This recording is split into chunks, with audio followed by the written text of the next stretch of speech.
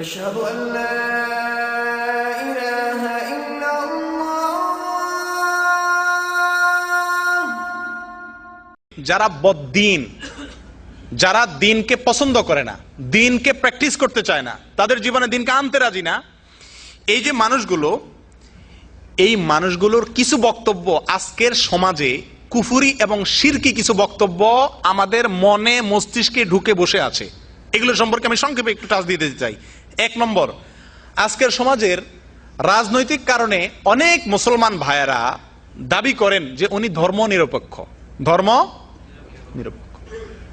ও ভাই, বেশ কিছুদিন আগে যখন ইরাক হামলা হয় তখন বুশ সাহেব একটা কথা বলছিলেন। ওনার জীবনে, এই মৃত্যুকের জীবনে মনে হয় একটা সত্য কথা বলছে। সেটা হলো এই, উনি বলছিলেন যে আমরা যুদ্ধ করতেছি তথাকথিত সন্ত্রাসবাদের বিরুদ্ধে, আমাদের হয় পক্ষে থাকবে আর না হলে বিপক্ষদের সাথে থাকবেন, মাঝামাঝি বলতে কিছু নাই, নিরপেক্ষ বলতে কিছু নাই। কারণ অনেক দেশ তখন বলছিল আমরা কোনো দলের পক্ষে না, তখন উনি ওই দলগুলারে ফাঁদে ফেলানোর জন্য বলছিলেন যে নিরপেক্ষ বলতে কিছু না, হয় আমাদের দলে আসেন না বিপক্ষে যান। এই একটা সত্য কথা জীবনে বলছেন। আসলে নিরপেক্ষ বলতে কোনো জিনিস পৃথিবীতে নাই। মুনাফিক, যে মুনাফিক সে কোন দলের পক্ষে? মুনাফিক মুসলমানও না, কাফেরের দলেও না বাহ্যিকভাবে। এ আসলে, এর কি আসলে একটা দল আছে নাকি নাই? আছে, সে কাফের। মুনাফিক আসলে কি? শুনতে শোনা যায় মুনাফিক মনে হয় কোনো দলের না, না, তারও একটা দল আছে। দল ছাড়া কোনো মানুষ পৃথিবীতে নিরপেক্ষ কোনো মানুষ হয় না, সোজা কথা। তাহলে যারা বলেন ধর্ম নিরপেক্ষ, এটা হলো বর্তমান বাংলাদেশের সবচেয়ে বড় কুফরি, সবচেয়ে বড় আল্লাহকে অস্বীকার করার সবচেয়ে বড় মাধ্যম, যেটাকে আমরা সবাই বিশ্বাস করতে বাধ্য অথবা মানতে বাধ্য। আমাদের সংবিধানে রাষ্ট্র ধর্ম লেখা আছে কি? ধর্ম নিরপেক্ষ। আমার বুঝে আসে না, দেশের রাষ্ট্রীয়, আমাদের জাতীয় ফুল আছে না, জাতীয় ফল আছে, জাতীয় মাছ আছে, জাতীয় কচু আছে কিনা কি জানি, হয়তো হবে কদিন পরে। ও ভাই, জাতীয় কচু, জাতীয় ডাইল, জাতীয় খের, জাতীয় কুটা, জাতীয় কাদা মাটি, জাতীয় কত কিছুই আছে, কিন্তু জাতীয় ধর্ম থাকতে পারবে না। জাতীয় কি থাকতে পারবে না? স্পষ্টভাবে এদেরকে যারা সমর্থন করে, তারা যদি বুঝে শুনে এদের কুফরিকে বুঝে শুনে সমর্থন করে, তারাও কাফের।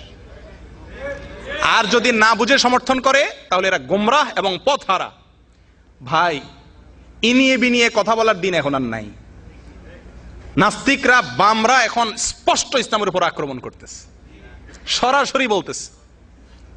ইমরান চৌধুরী কয়দিন আগে বলল, মুসলমানরা মসজিদ থেকে বাইরে হয়ে নামাজের পরে যা মন্দির পাহারা দেন, আমাদেরকে মন্দির পাহারার ডিউটি দিয়েছেন উনি।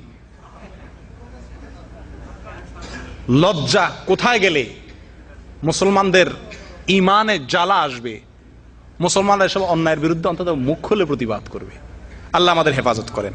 সম্মানিত ভাইরা, ধর্ম নিরপেক্ষতা এটাকে এমন একটা পর্যায়ে পৌঁছাইছে, এখন নাস্তিকরা আগে ইসলামের বিরুদ্ধে বলতে তাও একটা ভালো ছিল, এখন ওরা নতুন করে একটা শুরু করছে, ওয়াজ নসিহত শুরু করছে। সংসদে আগে মানুষ সংসদের ঝগড়া গালিগালাজ শুনতো, এখন নতুন করে আবার দেখা যাচ্ছে সংসদে কি হয়? ওয়াজ নসিহত হয়। কয়দিন আগে এক এমপি বলল, নাস্তিক এমপি, আল্লাহকে স্বীকার করে না, রাসূলকে স্বীকার করে না, কমিউনিস্ট, স্বঘোষিত নাস্তিক, সে এমপি বলল কি মুহাম্মদ সাল্লাল্লাহু আলাইহি সাল্লাম নাকি ধর্ম নিরপেক্ষ ছিল, ওনার নাকি কোনো ধর্ম উনি বিশ্বাস করতেন না, ওনার রাষ্ট্র মদিনার রাষ্ট্রের নাকি কোনো কি ছিল না, ধর্ম ছিল না। এসব বেয়াদবদের মুখের লাগাম কোথায় গিয়ে ঠেকছে, কতটা এরা বেপরোয়া হয়েছে যে পৃথিবীর দ্বিতীয় মুসলমানের দেশে, বৃহত্তম মুসলিম সংখ্যাগরিষ্ঠ দেশে এরা রাসূল আকরাম সাল্লাল্লাহু আলাইহি সাল্লামকে ধর্ম নিরপেক্ষ আখ্যায়িত করে, আর রাসূল আকরাম সাল্লাল্লাহু আলাইহি সাল্লামের সরকারের সাথে বর্তমান সরকারের তুলনা করে। সম্মানিত ভাইরা, এইরকম নাস্তিক বিএনপিতেও আছে। অনেক ভাই মনে করেন না যে সরকারের সমালোচনা করে তাহলে বোধহয় এই লোক এই সরকারের বিরুদ্ধে লোক না। ভাই, আমরা ইসলাম বিরোধীদের বিপক্ষে, তারা যে দলেই আশ্রয় নিয়ে থাকুক, যে দলেই মাথা গুজায় থাকুক না কেন, যে দলেই থাকুক না কেন, এখন এরা ক্ষমতা আছে, এদেরটা বেশি প্রকাশ পাইছে, তাই বলতেছি আমরা। সম্মানিত ভাইরা, ধর্ম নিরপেক্ষতা বিশ্বাস করা কোনো মুসলমানের জন্য জায়েজ না জায়েজ নাই? আল্লাহ কোরআনে বলছেন, ইন্নাদ দীনা ইনদাল্লাহিল, আল্লাহর কাছে একমাত্র দিন হলো কি? ইসলাম ছাড়া আর কোনো দিন আল্লাহর কাছে গ্রহণযোগ্য? যারা বলে ধর্ম নিরপেক্ষ, অর্থাৎ রাষ্ট্রের কোনো কি থাকবে না, ধর্ম থাকবে না, আপনারা টেলিভিশনে সমস্ত টেলিভিশনগুলোতে, টকশোগুলোতে দেখা যায় আজকে দেশের সবচেয়ে বড় সমস্যা হলো ধর্ম। ধর্মের কারণেই দেশের কি হচ্ছে না, উন্নতি। আমাদের জাতীয় বেঈমানরা মাথায় কসকসা দেখেন না, চকচক করে ক্যামেরাতে, টেলিভিশনে, সব আমেরিকান তেল লাগানো, ইহুদি খ্রিস্টানদের তেল লাগানো।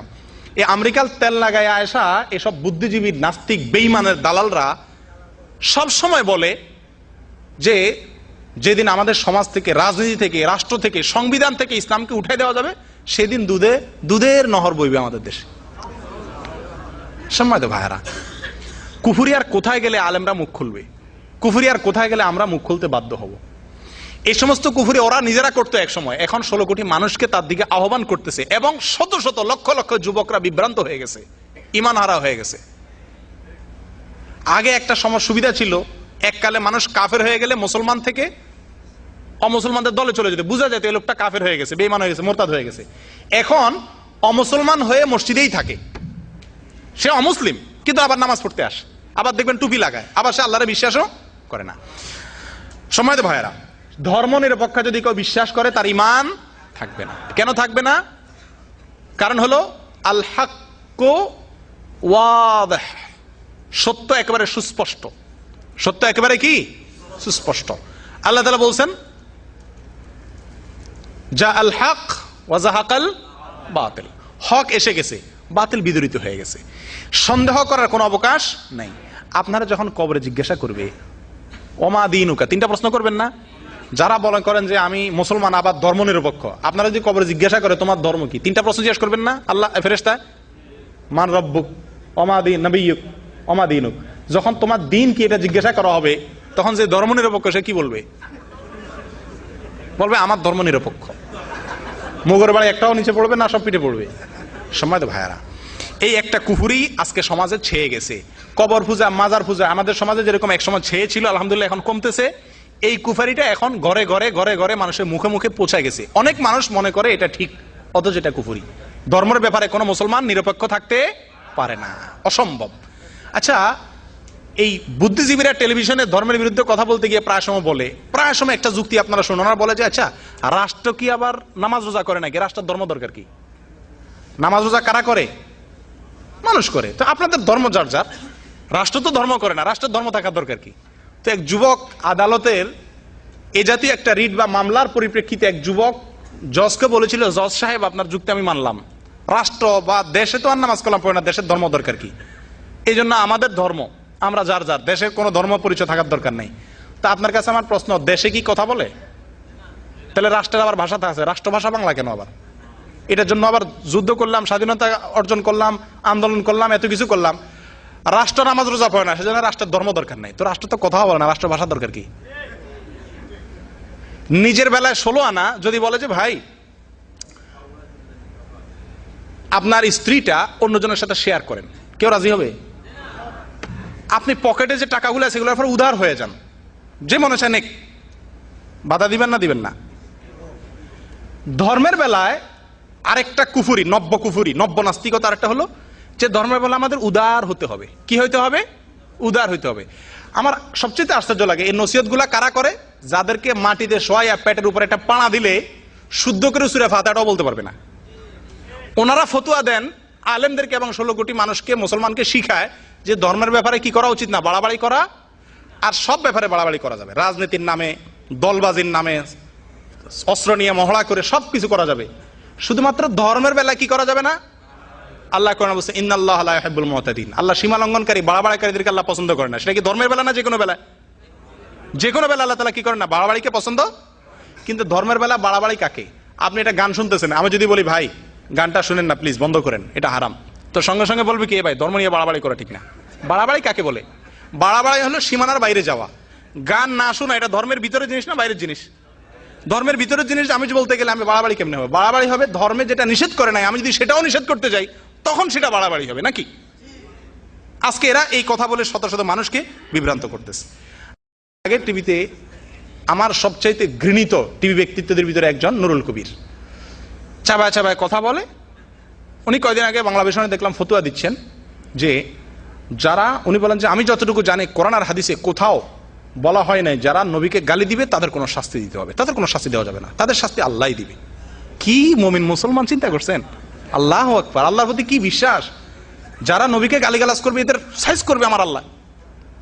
আর যত বিচার আছে যুদ্ধাপরাধ ইত্যাদি এগুলো সব আমার দায়িত্ব। যেগুলাতে আমার সুযোগ সুবিধা আছে আমি ইসলামে বাঁচ দিতে পারবো, যেসব বিচার দিয়া এইগুলো আমি করব। আর নবীকে গালি দিল, আল্লাহকে গালি দিল, এগুলার বিচার আমি করবো না, এগুলা কে করবে? মহান রব্বুল আলামিন করবেন। কোরআনে কারিমে আল্লাহ তাআলা স্পষ্ট ঘোষণা করেছেন 4টি শাস্তি আল্লাহ তাআলা জজকে বাইসে দিয়েছেন, 4টার ভিতরে একটা জজ নির্বাচন করবে। আল্লাযীনা ইউহারিবুনা আল্লাহ ওয়া রাসূলাহ, যারা আল্লাহ এবং আল্লাহর রাসূলের বিরুদ্ধে বিদ্রোহ ঘোষণা করবে। অমুসলমান হওয়া এক জিনিস, আপনার অমুসলমান হয়েছেন আপনারটা নিয়ে আপনি থাকেন, কিন্তু আপনি আল্লাহ এবং আল্লাহর রাসূলের বিরুদ্ধে যুদ্ধ ঘোষণা করলেন, গালিগালাজ করতেছেন, কটাক্ষ করতেছেন, তা আপনার বিরুদ্ধে আল্লাহ তাআলা 4টি শাস্তি রাখছেন। 1 নম্বর ছুলে চড়িয়ে মৃত্যুদণ্ড, 2 নম্বর সাধারণ মৃত্যুদণ্ড, 3 নম্বর হাত পাও কাটা বিপরীত মুখ থেকে, 1 হাত 1 পাও, 4 নম্বর দেশান্তর করা। এই 4টির যে কোনো একটা শাস্তি আল্লাহ কোরআনে ঘোষণা করছেন রাসূলের বিরুদ্ধে বিদ্রোহ করলে। ভাই আবু লাহাব রাসূল আকরাম সাল্লাল্লাহু আলাইহি ওয়াসাল্লাম যখন আল্লাহ তাআলা কোরআনে আয়াত নাযিল করলেন ওয়াংযির আশিরাতাকাল আকরাবিন, আপনি আপনার নিকট আত্মীয়দেরকে সাবধান করেন, তখন রাসূল আকরাম সাল্লাল্লাহু আলাইহি ওয়াসাল্লাম প্রথম প্রকাশ্যে ইসলামের প্রচারের জন্য কোথায় উঠেছেন? কোথায় দাঁড়াইছেন? সাফা পাহাড়ের উপরে দাঁড়ায়া উনি বিভিন্ন গোত্রের নাম ধরে ডাকছেন, তোমরা আসো। সেখানে সবাই আসছে, তার ভিতরে আবু লাহাবও আসছে। তখন সবাই বলল, তুমি আমাদেরকে কি বলার জন্য ডাকছো মোহাম্মদ? উনি বলেন যে আমি যদি তোমাদেরকে বলি পাহাড়ের পিছন থেকে শত্রু আসে তো তোমরা বিশ্বাস করবা? বলো হ্যাঁ অবশ্যই বিশ্বাস করবো। কি করবা? বলে এটা থেকে আত্মরক্ষার চেষ্টা করবো আমরা। রাসূল আকরাম সাল্লাল্লাহু আলাইহি ওয়াসাল্লাম বলেন, যদি আমাকে বিশ্বাসই করে থাকো তো তোমাদের এই জীবনের আড়ালে, এই জীবনটা একটা পাহাড়ের মতো আড়াল হয়ে আছে, আখিরাতকে দেখছো না এই জীবনের কারণে, মৃত্যু হলে তখন দেখবা। এই জীবনের আড়ালে তোমাদের জাহান্নাম তোমাদের শত্রুর ভূমিকা অপেক্ষা করছে, সেটা থেকে বাঁচার জন্য তৌহিদে বিশ্বাস করো, আমার প্রতি ঈমান আনো। এই কথা বলার পরে আবু লাহাব রাসূল আকরাম সাল্লাল্লাহু আলাইহি ওয়াসাল্লামকে একটা গালি দিল। এটা বুখারী শরীফে আসছে, তাব্বান লাকা সাইরাল ইয়াউম আলিহাযা জামাআতানা, এই কথা বলার জন্য আমাদেরকে আনছো, তুই ধ্বংস হ।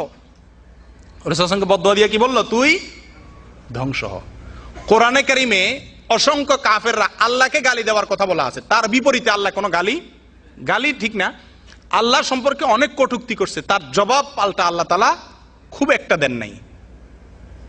রাসূল আকরাম সাল্লাল্লাহু আলাইহি ওয়াসাল্লাম সম্পর্কে একবার মাত্র আবু লাহাব বলছিল তুমি ধ্বংস হও, সঙ্গে সঙ্গে আল্লাহ তাআলা সূরা তাব্বাত ইয়াদা নাযিল করে বললেন, তাব্বাত ইয়াদা আবু লাহাব ওয়া তাব, আবু লাহাব নিজে তার 2 হাত ধ্বংস হোক। শুধু এই বদদুয়া করেন না, এটাকে কোরআনের অংশ করে দিয়েছেন। 16 কোটি মানুষ কিয়ামত পর্যন্ত এই তাব্বাত ইয়াদা যতবার পড়বে ততবার আবু লাহাবের উপরে কি হবে? সে আমার রাসূল সাল্লাল্লাহু আলাইহি ওয়াসাল্লামকে গালি দিয়েছিল কয়বার? বদদুয়া করছিল। তার জবাবে আল্লাহ তাআলা সূরা তাব্বাত ইয়াদা নাযিল করায়া কোটি কোটি মানুষের মুখ দিয়া কিয়ামত পর্যন্ত তার জবাব দিতে আছেন। আর আমাদের নুরুল কবির সাহেব বলেন কি, রাসূল অমানার কোনো কি নাই, শাস্তি নাই। সম্মানিত ভাইরা, আমি কথা গোছায় আনতেছি। এই ধরনের নাস্তিকতাপূর্ণ কথা, বেঈমানদের কথা সীমার শেষ পর্যায়ে চলে গেছে, সীমা লঙ্ঘন করে গেছে। এদের কুফরিগুলোর ভিতরে একটা তো ধর্মনিরপেক্ষতা, আর এটা হলো ধর্ম নিয়ে বাড়াবাড়ি করা ঠিক না। আপনি যে কোনো হারাম কাজের ব্যাপারে বলতে চান যে এটা হারাম কাজ, সঙ্গে সঙ্গে বলবে ধর্ম নিয়ে বাড়াবাড়ি করিও না। যারা এটাকে বাড়াবাড়ি করার কথা বলছে, করে এটাকে অন্যায় মনে করতেছে, তারা নিঃসন্দেহে কুফরি করতেছে, কারণ হারামকে হালাল মনে করা কি? কুফরি। সম্মানিত ভাইরা, আরেকটা কথা খুব মুখরোচক, শুনতে খুব ভালো শোনা যায়। আমরা অনেকে হয়তো বলি ধর্ম যার যার, ধর্ম দলিল কি? লাকুম দীনুকুম ওয়ালিয়া দিন। ধর্ম যার যার, এটা দলিল কি? লাকুম দীনুকুম। ভাই, আজ পর্যন্ত পৃথিবীতে দাঁতি বেদাতি কোন আলেমের মুখে আপনারা শুনছেন যে ধর্ম যার যার না, যার যার ধর্ম শেষে করবে না, সবাই মিলে সব ধর্ম করতে হবে, এরকম কোন আলেম বলছে আজ পর্যন্ত? তাহলে এটা বলার অর্থটা কি? যার যার ধর্ম শেষে করবে, এটা তো আমরাও বলি, তাহলে এটা ওদের মুখ থেকে বলার দরকার কি? এটা ওরা একসময় এটা বলতো।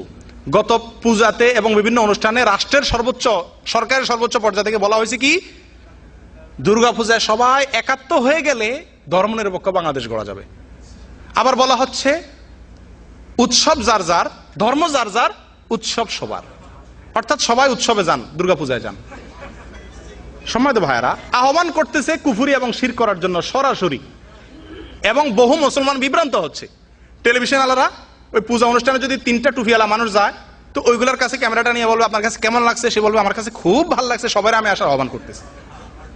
এই যে চক্রান্ত ইসলামের বিরুদ্ধে, এই যে ষড়যন্ত্রগুলো, এগুলোর একটা মুখরোচক বক্তব্য হলো ধর্ম যার যার, ধর্ম নিয়ে বাড়াবাড়ি করা ঠিক না। এবার বাড়াবাড়িটা কারে বলে? আল্লাহর আইন লঙ্ঘন করবা, আমি সেটার বিরুদ্ধে বলবো, এটার বাড়াবাড়ি বলে? কোনটা বাড়াবাড়ি আর কোনটা সঠিক, এটার ফতোয়া দিবে উলামা একরাম, কিন্তু আজকে ফতোয়া দিচ্ছে কে? নাস্তিক এমপিরা। নাস্তিক টিভি টক শোরা, হিন্দুরা, তারা ফতোয়া দিচ্ছেন। সম্মানিত ভাইরা, এসব কথা থেকে বিরত থাকবেন। অনেকে মনে করেন ধর্ম যার যার, ধর্ম নিয়ে বাড়াবাড়ি করা ঠিক না। এই কথাগুলো কালিমাতে হক উরিদা বিহাল বাতিল, কথাগুলো সত্য কিন্তু মতলব খারাপ।